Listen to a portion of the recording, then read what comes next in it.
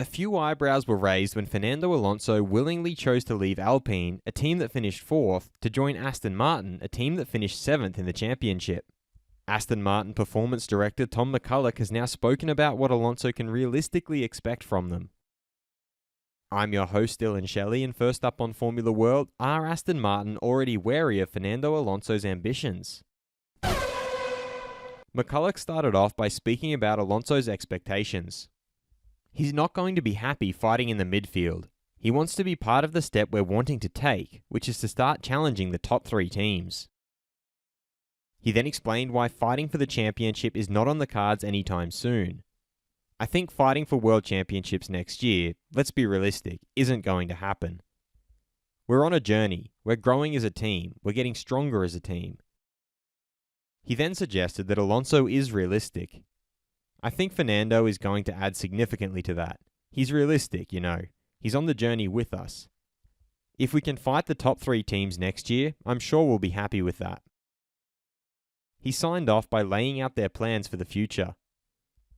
From there, we'll just carry on the journey we're on to try to catch the guys up at the front who are doing the best job at the moment.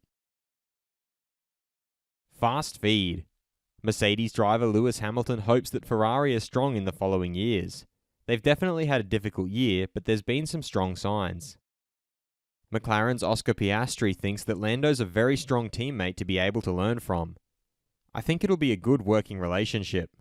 We're both quite similar in age, we've got a few friends in common. I'm confident that we'll be able to work well together. McLaren CEO Zak Brown stated that Lando is one of the fastest drivers on the grid, and I expect he and Oscar Piastri to be close. I expect Oscar to have some opportunities to beat him and vice versa. That's obviously what you want, 2 drivers that are right next to each other and reversing the order. Mercedes driver George Russell suggested that this job absolutely challenges your mental health so much. You've got to be so resilient to the negativity in this world. The biggest one, probably for me, is that public perception and social media side.